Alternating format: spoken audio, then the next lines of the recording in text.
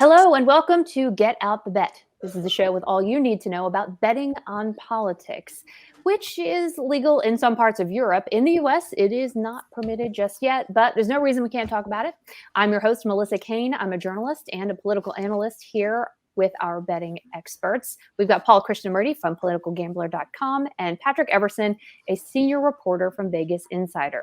Now, today we're going to talk about market movers, that is the betting odds that have changed since last week. Then we're going to move on to some betting strategies this week.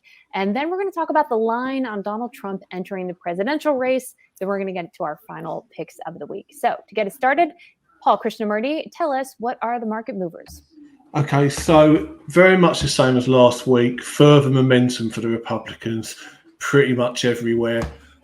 Senate control market is now then at 67% to have control as opposed to 62% last week. In Georgia, big turnaround. Democrats were 58% favourites. Now Herschel Walker is 60% favourite. They're only just hanging on to favouritism in Arizona, down 51 from 58. More move in Pennsylvania, Republicans up to 63 from 57. Other than that, Wisconsin and Ohio now almost certain, around the 90% mark.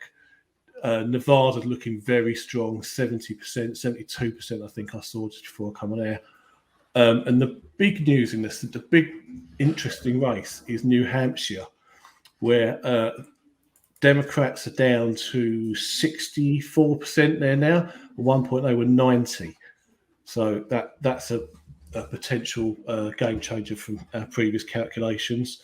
Elsewhere, Arizona, Florida, Michigan, Republicans have improved their position considerably there.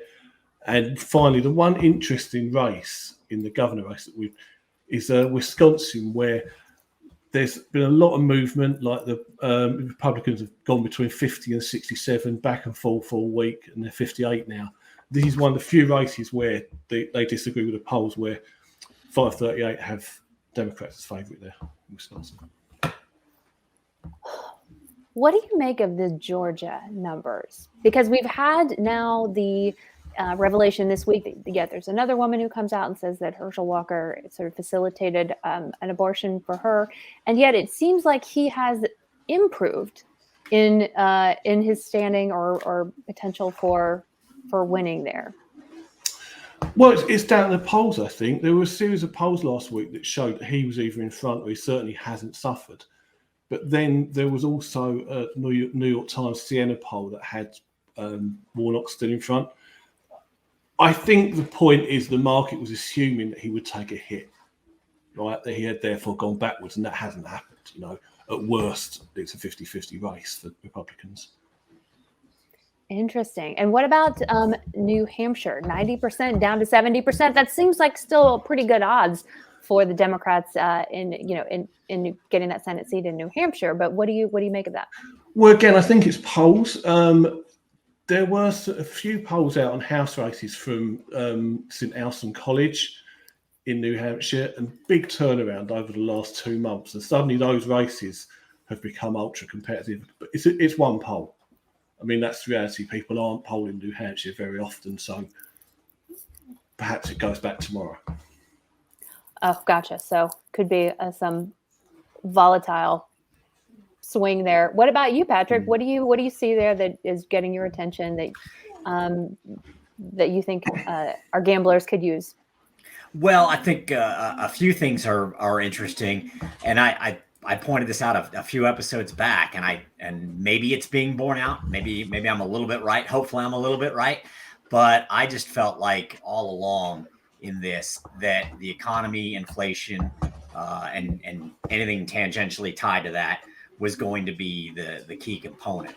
And if that is in fact the case, then that may at least help in part explain why Herschel Walker hasn't gotten dinged as much as the initial market reaction thought he might. And honestly, the market reaction is understandable. I think Paul would say this too, that the market reaction is understandable when something like that comes out, the October surprises and so forth. for either party, however it rolls for any candidate. The market's going to react to that. I'd kind of treat it the same way as in sports. If you if Tom Brady gets injured and isn't going to play, well, the market's going to react. Or if he's going to be limited, the market's going to react. It's the same thing with this. The market's going to react to these kind of things, and it has to react in some way. You can't leave yourself hanging out there as the outlier, because bettors and traders and so forth will take advantage of those. If you're outlying too far. I mean, some places want to put themselves a little outside a bit, perhaps, because they may be taking a position on it, thinking, okay, we'll put ourselves out there anyway because we feel like we want to invite that kind of money or trading. But you can't put yourself out there too far. But in this instance, you certainly had to react to all the news that's coming out in early mid-October on Herschel Walker. But I just feel like I said, the economy, inflation, those were going to be the things that were going to be most relevant to how this might all break. And I think some of the way some of the polling and the prediction markets and the betting markets are moving are showing that at this point, that the economy is the headline topic. And do you think what we're seeing in terms of some of this shifting to the right is just undecided voters breaking to the right, instead of people who previously were going to vote one way are now going to vote another? It's really more resolution as we get closer to election day, where people go, okay, I've kind of made a decision now, and so now the numbers change as a result of that, as opposed to people's minds being changed necessarily. I think that there's a lot to that. I think that as we've gotten closer to election day, with polling and predictions and so forth, independents are starting to figure out where they go. I don't think anybody who was, GOP conservative or on the Democratic side of the aisle, or medium left, far left, whatever, far right, what have you, I don't think those were convincible, switchable votes, and they haven't been for quite some time. I think what's happening now, like as you alluded to, I think it's exactly what it is, that independents are more starting to figure out where they want to be, and apparently are responding in some of the polling and 538 and so forth. I mean, even in just the last day, yesterday at 538, where they do it more kind of like here's a sample of 100 outcomes. This is the range of scenarios. Yesterday, and I don't know if it was prior to yesterday, but when I checked 538 yesterday on the Senate, out of those 100 outcomes, Republicans win 51 of 100 to take the Senate. Not necessarily the number of seats, just that's the number of outcomes Republicans won, 51 out of 100 outcomes. Today, as we record this, which is Wednesday, just a few days before Election Day, it's up to 53. So it's gone up 2 spots, or 2 points to 2 outcomes, I guess. It's not really 2%, but it's 2 outcomes higher than it was yesterday. And last week at this time, it was still it's been very close all along, but very close for a few weeks. But last week at this time, you were looking at Democrats slightly ahead there, and now you've got Republicans slightly ahead and actually expanding over the last 24 hours or so. What do you guys make of Wisconsin? It seems like they're moving. There's been some serious movement in both the Senate race and the governor's race for Wisconsin, where the GOP is actually increasing their odds in the Senate race, and then also we've got this weird 538 disconnect when it comes to the governor's race. Well, they're very different types of Democrat, aren't they? Tony Evers is already governor, and he obviously has a reasonable amount of favourability there. Whereas Mandela Barnes, to me, it's just they've picked a left-wing candidate. They've picked a socialist candidate in a place that's never going to vote socialism against an incumbent. So I guess that is what it's all about. But I find it quite hard to believe there's that many people who are going to split their ticket really in any state. Well, I hate the parties. I love a split ticket. I love when people are not loyal to a particular party. It just warms my heart. So, but I think a lot of the polling this year actually suggests that there's going to be some measure of ticket splitting. We'll have to see the results to see how that works. But given the status of certain races, you just can't assume necessarily the numbers are not lining up where, there's sort of a straight Democrat ticket or Republican ticket in a lot of these places with these close races. You're like Pennsylvania, where you've got the Democrat governors ahead, but, Dr. Oz is also, sort of, if you squint just right, is also ahead. So, I think, the odds and the polls, I think, are sort of positing that there's going to be some level of that, which I think will be interesting to see that versus people not voting, right? So that you can do it one of two ways. You can either hold your nose and say, fine, I'll vote for that guy, or you can say, I'm going to skip that since I don't know who to vote for between, say, Herschel Walker and Warnock. I'm just going to move to the next race, and that's how you can end up with divergent party victories. I think you've predicted Georgia correctly from the start that it will go to a runoff, because if you look in these polls, the issue to me is that Warnock slipped back, or Warnock has hit a ceiling of about 47, right?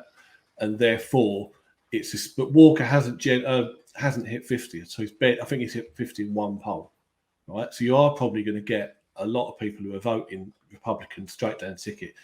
Brian Kemp's 10% up, right? So that's a huge disconnect with Walker. And I think we're going to have a runoff in Georgia, and I think that could be the decisive state.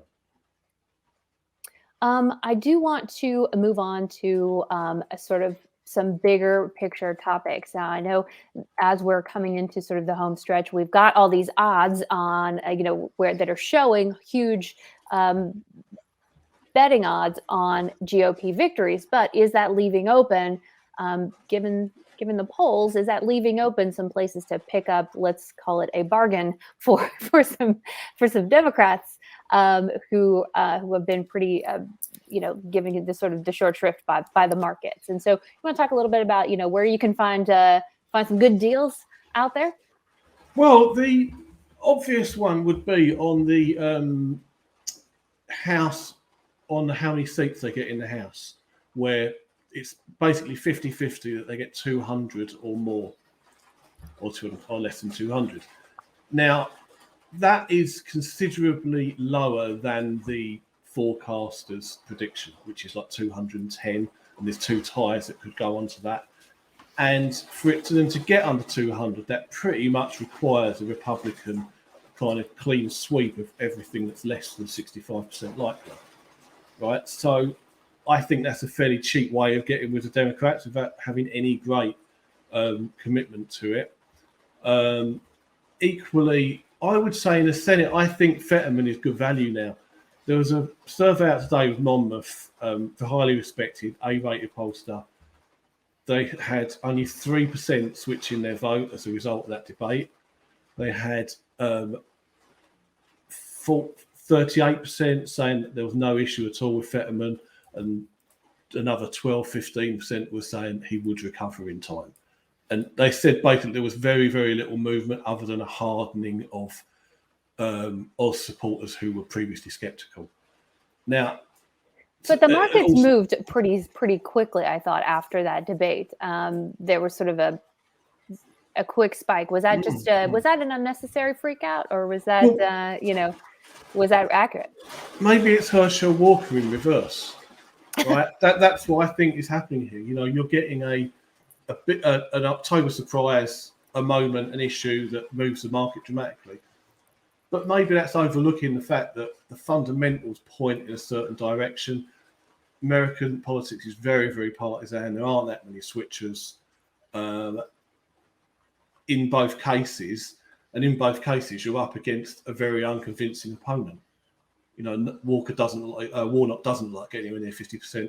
Likewise, Oz has got terrible approval ratings, like 51% disapprovals, and 1/3 of Republicans in Pennsylvania going into that debate said he didn't have the answers for Pennsylvania.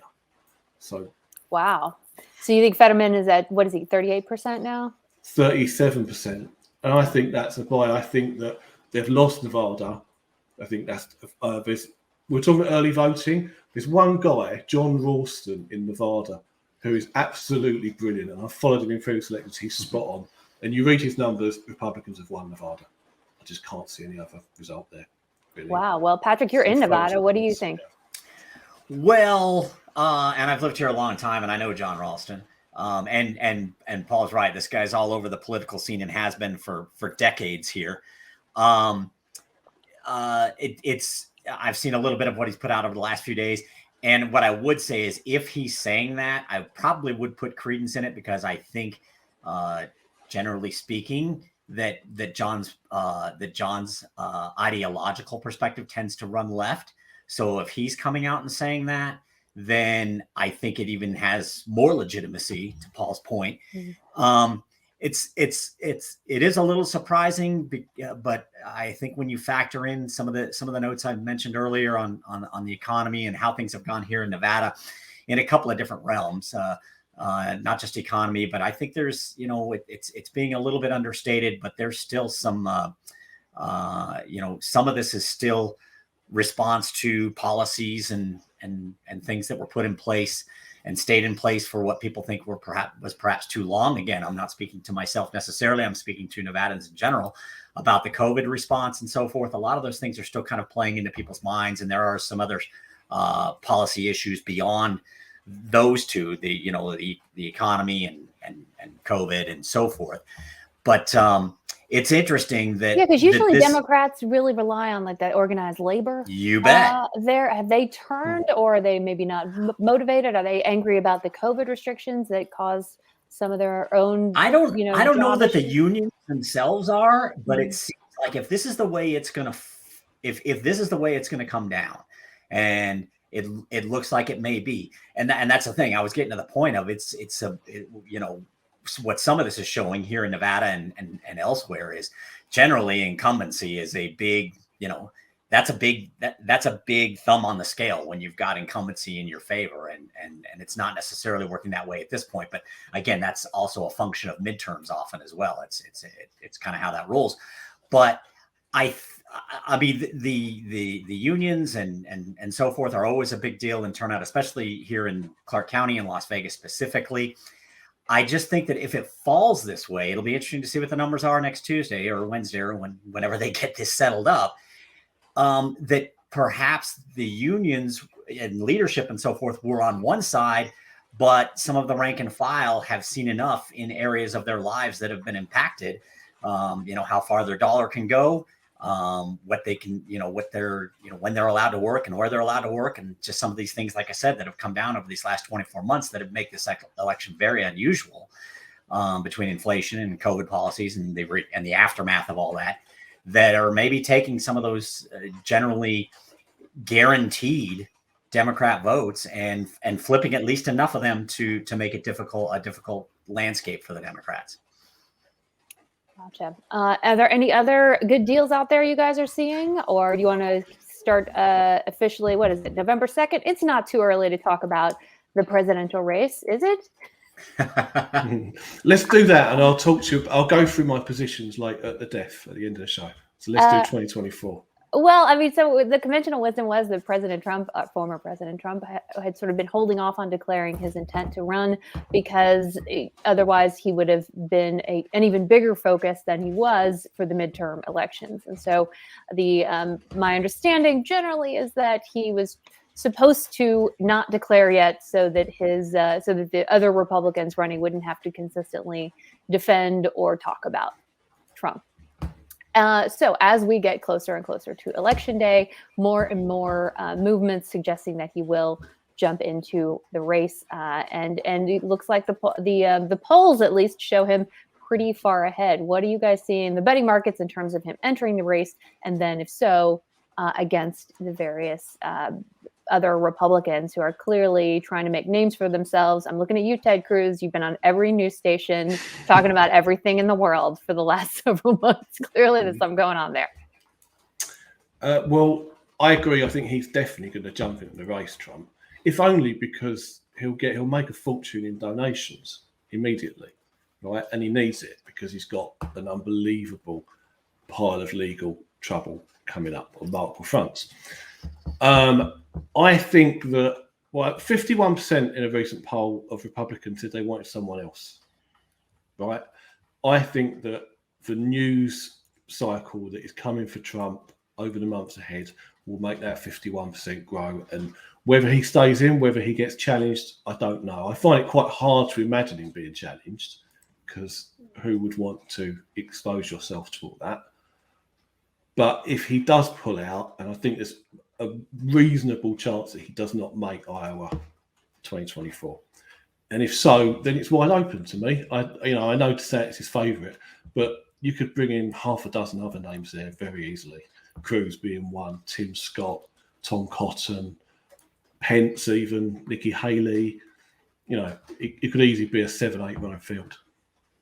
What are the markets showing, if you know, in terms of other folks who are not named Donald Trump and their potential? I read this week, Patrick, I read this week that there was a guy who voted, who bet $10 million that the Houston Astros would win the World Series. And if they do, he stands to win like $75 million.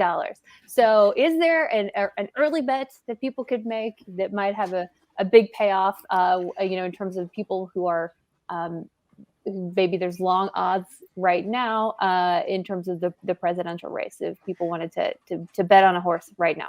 That's it's a great question, and Paul certainly got the answer, and there's definitely some longer shots here. I mean, I don't see, my opinion this day, if Trump, even if he declares, but ultimately ends up, as Paul alluded to, not making Iowa, I don't see how DeSantis is not thoroughly in the driver's seat here, and he's not going to have like tremendously long odds. I mean, I'm looking at electionbettingodds.com right now, and they're figuring, for the nomination, Trump is 44%, DeSantis at 29%. Nobody else is above 5%. So we got Pence, Haley, Pompeo, Cotton, Scott, and others. God, it's fascinating, some of the people they have in here. Oh my gosh, some of these are like, please no. And I understand people think about that about Trump as well, but even as you get near the bottom and some of these real outliers that you're throwing in, I mean, Paul mentioned Tom Cotton. Maybe that's a potential flyer that's down there, but has certainly gotten a lot of notice. And certainly, speaks out well. Tim Scott is certainly a possibility as well. I think that's legit. But I see, if the trajectory continues as it is, and if, as Paul says, Trump doesn't make Iowa, which I think, to Paul's point, a lot of 51% and perhaps more, depending on how things unfold these next couple of weeks. Kind of hope he doesn't. I think it's kind of hard to not see DeSantis. So if you kind of like DeSantis, maybe your opportunities are running thin and you need to get on. But Paul, what do you make of that? I think he is the one to beat. Absolutely, he would be the one to beat. But he's very short in the betting, considering how early this is. Mm-hmm. He's not a defined national character yet. And there's one thing kind of emulating Trump. There's only one Trump. Mm-hmm. I think we've seen this with a lot of candidates who you would describe as Trumpian candidates. They don't do half as well because they're not him. He created that character, that persona, and he owns it. And as long as he runs, I just find it very hard anyone really stepping forward. So if we get an open race, if, for example, next July, August, we've got 6-7 people in the race, then I'm not sure DeSantis is that short a favourite. I think that any of those other characters we just mentioned, Cotton, Tim Scott, they could come into it. Pompeo's definitely got it in mind. He was going on about Ukraine again the other day. He is 100% running, if planning on running. I agree with that. I think he will run. I think to some degrees the midterm elections themselves will be helpful to determine who's running for president. I'll give you an example on the Democrat side, and that is Mark Kelly, who's running for Senate, of course, in Arizona. And if he wins, I think he's someone to maybe, and I'm sure his odds would be very long, especially initially, but he's a former astronaut. He's married to Gabby Giffords. He's really just got a really good story to tell. And I think as someone who would be up there for maybe a VP slot, or maybe a candidate in some way, if he wins. Though, if he does not win, and it's a very close race, then it's hard to see how he sort of slingshots himself into contention. So especially on the Democrat side, I think the results of the midterms will sort of help to narrow who's going to be throwing their hat in the ring. Joe Biden has said he's going to run for re-election, but that's not still totally clear. Sometimes people, I know it's weird, but sometimes in politics, people say things that they don't mean. No. And sometimes they change their mind. I'm doing the Macaulay Culkin thing right now. So it may be that to get some some excitement around 2024 election, Democrats are looking for someone else. Are there any other folks or any other scenarios that you see aside from a Biden re-election run that you think are worth pointing out? Well, the question is, what constitutes an acceptable result for Biden? What if they do get above 200 seats, if they get 208 seats, that's not really that bad historically. That's better than Trump did in his first defense, same as Obama. So I think he could get over that. And I think that Biden would like to run, and there isn't an obvious alternative. I think Kamala Harris will start favourite, but pretty much I think that would be a terrible call. She polls appallingly, ran a terrible primary in 2020. And the big money for Gavin Newsom. I wanted to get your opinion on that, Melissa, being in California, because I only know Gavin Newsom as a TV star. He's just someone who occasionally I see on TV presenting. He's well presented, but that's all I can tell you, really. Well, I'm in the enviable position of having known him since he was a member of the Board of Supervisors here in San Francisco. He became the president of the Board of Supervisors and the mayor, which is actually when I got to know him when I was doing political reporting at the time. And then went on to be lieutenant governor and now governor. Now, in a debate that he had with Brian Daly, his Republican opponent in this gubernatorial election that was recently held, the debate was recently held. Gavin Newsom said he was not going to run for president, that he was intending to serve out his full term as governor. Now, again, is that true? I don't know anyone who believes he does not have his eyes on the White House. He definitely does. Whether he does it in this cycle or waits and does it in the next cycle is, an open question, because he might, want to wait. Traditionally in California, so he's from San Francisco, so is Kamala Harris, and they have done a very good job of keeping their lines of ascension apart. Right, she ran for Senate, he ran for governor. Right, she ran for DA, he ran for mayor. They've been running in parallel, sort of up this ladder, and have been very careful not to run against each other. So if she's running and he jumps into the race as well, that'll be the first time we've seen these two folks run against each other, and it's not clear that that's something he's or she are interested in doing. So again, he's got his eye on the White House. I don't think anyone denies that. But whether it's going to be this cycle or the next is going to be the big question. And he won't. I'll tell you right now, he does not do really. He has not had a really contentious election since he ran for mayor in 2004. That was a contentious election. That's it. He has walked his way into every other election. And so I think it would take some polling to show he's very, very much favored. He's trying to position himself so people are like, no, please run. Like he wants kind of an easier path. Generally speaking, he doesn't do contentious races. And so I think to some degree, that's what you're seeing him do now, is kind of trying to get people to poll him, and he can go, okay, well, people spoke, I got to run, seems to be the strategy there. But I don't know. What about you, Patrick? Are there any other Democrats you're looking at? Well, even just to your point on Newsom, I mean, my opinion, I think you're right. He's definitely pointing himself toward that, whether it's 2024 or 2028, etc. But just some of the things that were like mid to late summer, maybe even early September, that where he's firing away at Desantis in Florida, when he's got a state full of issues of his own to deal with, showed me that he's absolutely pointing toward the White House. Again, not to your point, and I think it's 2024. My opinion, Biden's not running in 2024, and Newsom will quickly become the favorite, and that might put him in the field. But that's just my opinion. I don't think Biden's running in 2024, and I think Newsom was already, as I said, he's already fired some shots across DeSantis's bow, seeing that DeSantis is the is the target here. Even he may have to shift gears and go Trump, but he can certainly do that, seeing as how he's already done that, made those overtures. toward DeSantis. So I think if Biden doesn't run, I think Newsom's absolutely running. I think he's totally running. I think the twain will meet where Harris and Newsom finally have to go off against each other, and I think Harris loses that battle. And to Paul's point, for multiple reasons. But beyond that, I don't know that there's as you scroll down the list of the rest of the Democrats, I'm looking at just a list of people that are polling, and I think it's going to be one of those three: Biden, Harris, Newsom. And if Biden's out, I think Newsom's the favorite. The one who I'm on at 200 to 1 to be the nominee. Love those odds. I would love that. Got it ages ago. Gretchen Whitmer. Mm-hmm. She's not that priced anymore. She's about 50s now. But right, if she defends in Michigan, she's got to be one of the front runners, really. She could be in there as well. And Michigan is a key state. Mm.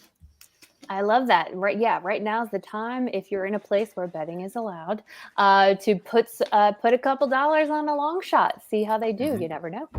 Well, and you can get in a position to hedge that bet too, right? Right, Paul? Absolutely. Yeah, that's the game. You want to take the big prices now and hope they come in. In fact, what you can do, if you are of the view that Trump and DeSantis is not as simple as that, someone else can come into it, you can oppose both of them on Betfair, and you would be selling them combined at like about 75% or something, so you get everybody else in the field. Yeah, you get the field. You take the field. You could just short them. Yeah, absolutely. Yeah, and as you said, it's you get the field. They do this a lot in again, not just to correlate with sports betting. They do this a lot in sports betting with sports books at the beginning of the season. Some sports books, like on the college football national championship, for example, they might say, okay, you can take Alabama, Ohio State, Georgia, and maybe a fourth team, 3 or 4 teams that are like the cream of the crop. You get those 3 or 4 or everybody else. So, and it's a fascinating bet, and you get long odds if you take everybody else, just like Paul's alluding to here with presidential betting. If you say, okay, I want everybody except Trump or DeSantis to get the GOP nomination, you're going to get long odds and potentially a great payout if things go your way, or a hedge opportunity as well, possibly. Yeah, I still got to say, I really am not sold on DeSantis as being able to handle it once the whole world looks at him. I realize, though, he said it last week, he may have the Scott Walker disease where, everything's cool until the first debate and then you kind of lose it. And he did, I think, participate in a debate recently and did not do particularly well. So I think he looks good on paper, maybe as a Trump surrogate, but to your point, there's only one Donald Trump, and it's not clear that DeSantis is going to be the next person. We've seen before people who appear to be an heir apparent kind of flame out later in the process. So that might be an interesting bet to take, a sort of anti bet. So as we wrap up here, final thoughts of the week, just what am I looking at? I'm looking at lawsuits, of course. Over 100 lawsuits have already been filed with regard to elections around the country. And on election day, a bunch of lawsuits are also going to get filed. But I want our listeners to not get spooked by this, because one of the things that you have to always remember is that, first of all, there are always going to be irregularities in elections. It's a human endeavor. There is going to be something. Somebody's going to vote who should not have voted. And that is not to be sort of have a freak out about. The issue is, legally speaking, the issue is generally, would that have changed the outcome of the election? Now, in a very tight election, perhaps, but in most elections, if you've got, 5 or 10 people who have done something wrong, but the person who won the election won by, say, 100 votes, even though you have really good evidence that 5 or 10 people did something wrong, it's not going to stand up in court. It's not going to overturn the election. It's not going to require a recount or a new election necessarily, because you need to prove that it would have materially impacted the outcome. And so when you see a ton of lawsuits filed on or after election day contesting this ballot or that ballot, remember that a lot of those are going to get thrown out because they're not going to be able to meet that threshold of proving not only that something bad happened, but that it would have change the outcome of the election. So you see a ton of things get filed, and then you're also going to see a lot get thrown out. So don't be spooked when you see a lot of contesting and a lot of problems after election day. It really is baked in. Some amount of marginal problems are kind of baked into the system. So Paul, file away with your predictions and tips, man. I want to see I'm looking at. I'm eager. I'm just going to, for the final thoughts, I'm just going to run through the betting strategy for the rest of the way in for the Senate. So I've amended my position because to basically a risky one, which should be all right, where I've opposed the Democrats getting 53 or more seats at 12%. So it's a very big risk on my part, but it covers all eventualities. But also, the markets will be betting in running once the results start coming in. So the strategy that I'm doing is I'm backing Republicans to get 48, 49 and 50 Senate seats. It pays about 47% of that. But I think that really covers a lot of eventualities. And I think if you go into the night without a 47%, you might well win without ever having to worry about covering. If you're on the edge of that, if it's 48 and maybe like New Hampshire's in a bit of trouble, then you have your cover then on Republicans at that point. But I think that my prediction would be, I think it will come down to Georgia. I think there will be a runoff in Georgia to make it, the Democrats would need it to keep it 50-50. All right, Patrick. Well, I said back in our second episode 3 weeks ago, which was in the wake of Herschel Walker backsliding in that race because of the initial news on the initial October surprise rolling out against him, that the GOP would take 2 of 3 in Nevada, Pennsylvania, or Georgia. I feel pretty good about that right now, and I think they might go 3 for 3. And I think somewhat surprisingly, it looks like to some degree Arizona is in play too. But to your point, Melissa, not so much with the lawsuits and so forth, but which you're totally accurate on, by the way. This stuff's going to happen, and we're just going to have to weave our way through it. But to your point, it shows it's just going to be there's already some ramp up, and it's going to be a real wild final week, and probably likely more than a final week, because you just know there are going to be some issues, some challenges, et cetera, somewhere that are going to delay the finalization of multiple races. Probably you can set your watch by having issues and challenges, et cetera. But as you said, Melissa, I wouldn't get overwhelmed by it. But I certainly still like the GOP 2 out of 3 in Nevada, Pennsylvania, Georgia, and we'll see what happens in these last several days. It's going to be a wild ride, and for some it's going to be a bumpy ride, and we're hoping that by taking it from this tack, the sports betting angle, we're making it a more entertaining ride. Let's have some fun with this. Definitely. That's right. Just if you had to predict, Melissa, then how long before we get a true final result, the absolutely confirmed result? A month? Yes. 30 days is usually, so there is baked into most state laws a date upon which votes have to be certified by county or by precinct, right? Where they have to just go ahead and on 30 days from now, December 8th or whatever, you need to have submitted your final tally. And so there is a deadline and then this usually the Secretary of State or whoever in that state is in charge of elections then just compiles all that and then delivers the results. And so unless there is a legal challenge that is substantial and that is holding that up, the courts do try to resolve those really quickly in light of those deadlines. So it would take something very, very serious for those deadlines to be missed. So by the first week or by December 8th or 10th, I would think we would have final certifications of votes. And again, that's generally speaking something that is required by the states to make sure all the precincts are sending everything in.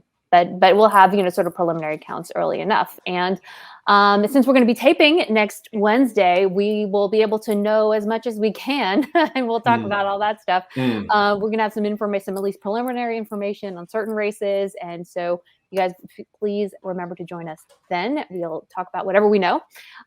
Thanks so much to everyone for listening. Don't forget to send us your questions at VegasInsider@bettercollective.com.